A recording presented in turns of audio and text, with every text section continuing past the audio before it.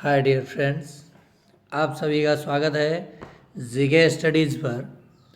आइए आज के इस क्लास में हम लोग देखेंगे सक्षमता 3 के लिए विज्ञान और पर्यावरण के कुछ महत्वपूर्ण प्रश्न जो सक्षमता 2 में पूछा गया था। प्रश्न है, अंतर्राष्ट्रीय ख्याति प्राप्त खिलाड़ी विश्वनाथन आनंद का संबंध किससे है? तो ये शतरंज के खिलाड़ी थे, चेस। चलिए अगला प्रश्न है, एक पौधे के रूप में विकसित होने के लिए बीज को हवा, पानी और किसकी आवश्यकता होती है? तो सूर्य की रोशनी की। किसकी? सूरज की रोशनी की। नेक्स्ट है, we keep fish in a small water tanks non age. हम छोटी जल टंकियों में मछलियों को रखते हैं, उन्हें कहा जाता है? तो उन्हें एक्वेरियम कहा जाता है। अगला प्रश्न है, हमें दूध मिलता है गाय और तो किससे मिलता है? तो बकरी से। नेक्स्ट है, जंगलों में रहने वाले जानवरों को क्या कहा जाता है? तो इन्हें जंगली जानवर कहा जाता है। देखिए, शुरू में इंग्लिश, हिंदी और गणित रहता है, अंत में आपको जाकर के पर्यावरण रहता है। पर्यावरण, ये सब पर्यावरण के अंतर्गत प्रश्न आ जाता है जो कि आसान होता है। तो आप सबसे पहले पर्यावरण के सेक्शन को कीजिएगा, उसके बाद हिंदी के, तब गणित के, लास्ट में आप कीजिएगा इंग्लिश का। ये नहीं कि शुरू से ही स्टार्ट हो गए, पता चला समय नहीं बचा, अंत में जो प्रश्न आ रहा था छूट गया। तो ऐसा नहीं कीजिएगा, जो प्रश्न आ रहा है जल्दी जल्दी बना करके और अंत में तुक्का लगाइएगा। नेक्स्ट प्रश्न है, निम्नलिखित में से कौन सा भोजन का घटक नहीं है? ऑप्शन है वसा, फाइबर, पानी, इनमें से कोई नहीं। तो ये तीनों के तीनों भोजन के घटक हैं, इनमें से कोई नहीं इसका उत्तर हो जाएगा। नेक्स्ट है, निदान के बाद एक डॉक्टर एक मरीज से कहता है कि उसके रक्त में हेमोग्लोबिन कम है। आयरन की कमी को पूरा करने के लिए उसे निम्नलिखित में क्या खाना चाहिए? तो ऑप्शन हो जाएगा आंवला, हरी पत्तेदार सब्जियां और गुड़।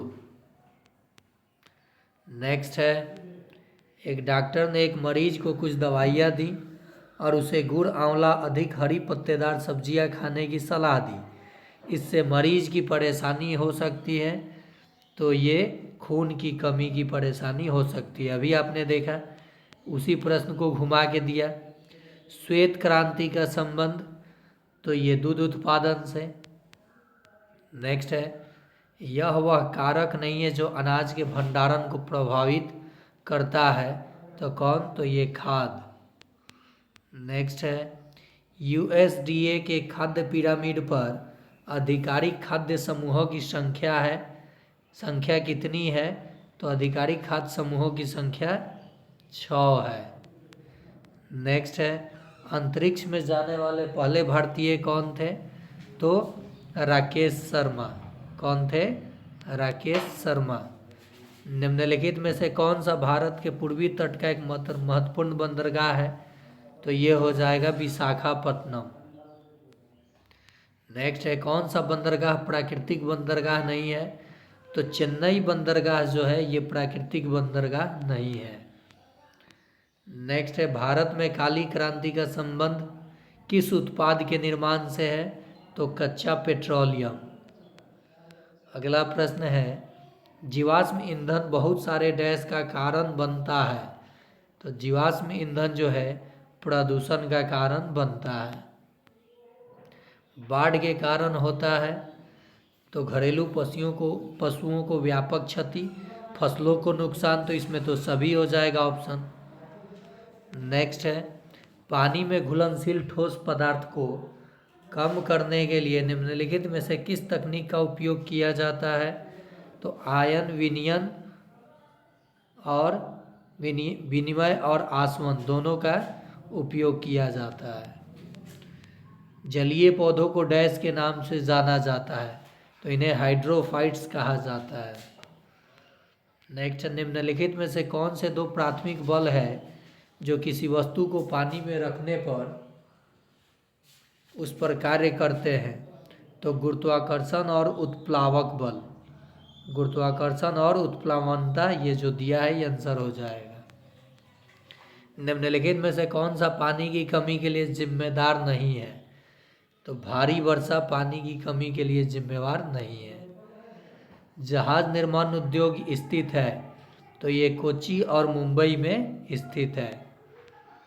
निम्नलिखित में से उष्णकटिबंधीय मानसून फसल है, तो गेहूं को कहा जाता है उष्णकटिबंधीय मानसून फसल। जब लोग किसी आपदा में अपना आश्रय खो देते हैं तो वो कहाँ रहते हैं? तो राहत शिविर में रहते हैं। अगला प्रश्न है, मधुमक्खी के छत्ते की कोशिका का आकार कैसा होता है? तो ये षटकोणीय होता है। ठंडे देशों में गर्म पानी वाले पाइप घरों की दीवारों में क्यों लगे होते हैं?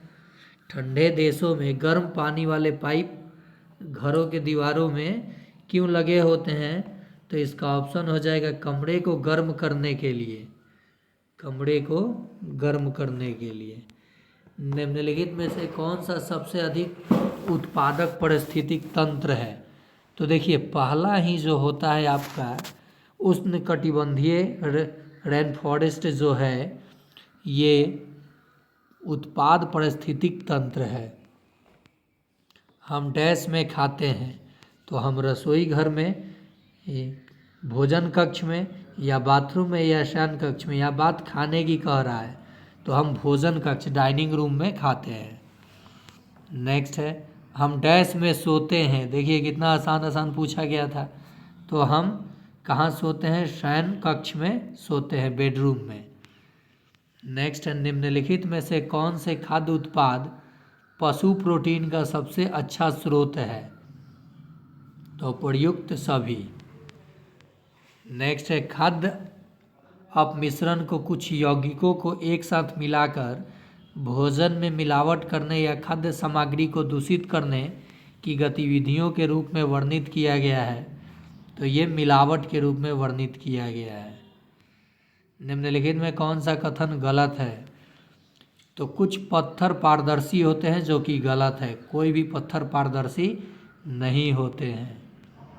निम्नलिखित में से कौन पानी पर तैरेगा? लोहा, बर्फ, पत्थर, पुस्तक। तो बर्फ। इनमें से किसका रंग भूरा होता है? सोना, तांबा, लोहा, पीतल। तो तांबा का रंग भूरा होता है। कमरे के तापमान पर तरल धातु है पारा। नेक्स्ट है, सभी जानवर किस श्रेणी में आते हैं? तो सभी जो जानवर हैं हेट्रोट्रॉप्स हो जाते हैं। नेक्स्ट है, प्रकाश और गुरुत्वाकर्षण जैसी बाहरी उत्तेजनाओं की प्रतिक्रिया में किसी पौधे की पत्तियां, जड़ों आदि की गति को कहा जाता है। तो इसे ट्रॉपिज्म कहा जाता है। नेक्स्ट है, पौधे अपना भोजन डैश की प्रक्रिया से स्वयं बनाते हैं? प्रकाश संश्लेषण की प्रक्रिया से। पौधे में श्वसन मुख्य रूप से डैश के माध्यम से होता है, तो पत्तियों के माध्यम से। माप की इकाई कौन सी है? तो इंच। बाकी कोई माप की इकाई नहीं है यहाँ पे। वायु की संरचना को रेखांकन द्वारा सर्वोत्तम रूप से दर्शाया जा सकता है, पाई चार्ट के द्वारा। डैश एक कुचालक है, तो जो रबर है एक कुचालक है।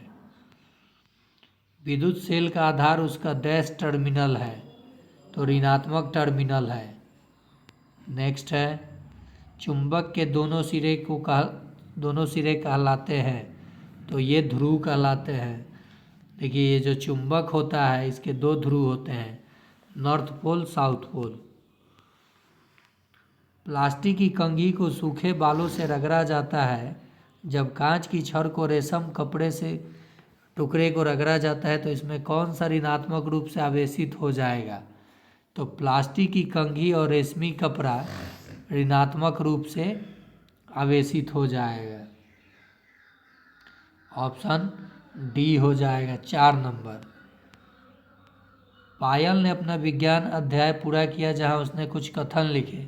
वह जानना चाहती है कि बयान सही है या नहीं, पायल आपसे मदद लेना चाहती है। तो पायल क्या मदद लेना चाहती है? प्लास्टिक से बनी सभी वस्तुएं जैसे ball pen, refill, plastic scale आदि, जिन्हें इलेक्ट्रिक कहा जाता है, रगड़ने पर धनात्मक चार्ज प्राप्त करते हैं। पॉलीथीन प्लास्टिक का पॉलीथीन सीट या पॉलीथीन प्लास्टिक कंघी से बनी वस्तुएं रगड़ने पर ऋणात्मक आवेशित हो जाते हैं।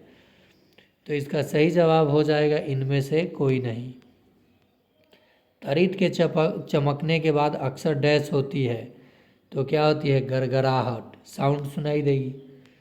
बिजली के गिरने के दौरान निम्नलिखित में से क्या होता है? तो नाइट्रोजन स्थितीकरण। बिजली गिरने के दौरान नाइट्रोजन स्थितीकरण होता है। पानी का क्लोरीनीकरण पानी को डैश बनाता है, तो रोगाणुमुक्त बनाता है। ये था आज का आखिरी प्रश्न। उम्मीद है ये पर्यावरण और विज्ञान के प्रश्न आपके एग्ज़ाम में ज़रूर यहाँ से 8 से 10 प्रश्न पूछा जाएगा। आप इसे देखिए, लाइक कीजिए और शेयर कीजिए। साथ ही साथ कंटिन्यू पढ़ाई आपको study with Rahul 247 study with Rahul 247 पर मिल रहा है, और साथ ही साथ जीके स्टडीज़ पे भी।